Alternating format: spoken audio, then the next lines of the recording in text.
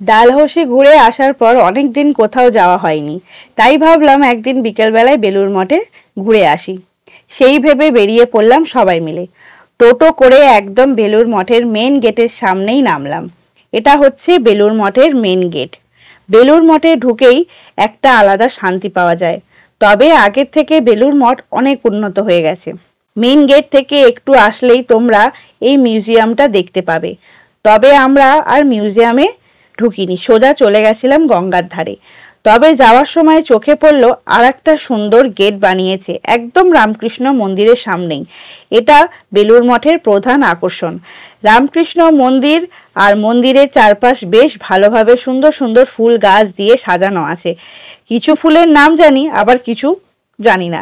সূর্য তখন অস্ত যাওয়ার জন্য রেডি হচ্ছিল, আর তার মাঝে তুলে নিলাম বেশ কিছু ফটো রামকৃষ্ণ মন্দিরের সামনে। আর তারপর এগোলাম গঙ্গার দিকে। বেলুড় মঠে আসলে গঙ্গার ধারে না গেলে বেলুড় মঠ ঘোরা একদমই অসম্পূর্ণ।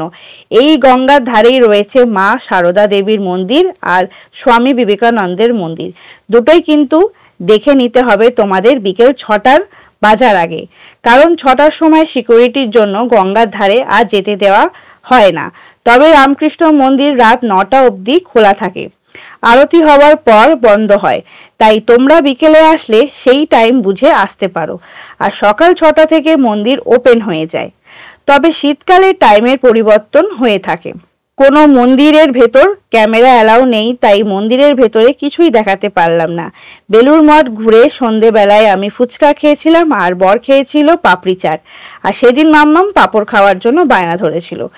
খাওয়া কমপ্লিট করে বাড়ি ফিরে এসেছিলাম। ভিডিওটা ভালো লাগলে অবশ্যই লাইক এবং সাবস্ক্রাইব করে পাশে থাকবে। আর খুব তাড়াতাড়ি নতুন ঘোরার ভিডিও নিয়ে আসবো, সঙ্গে থাকবে। টাটা।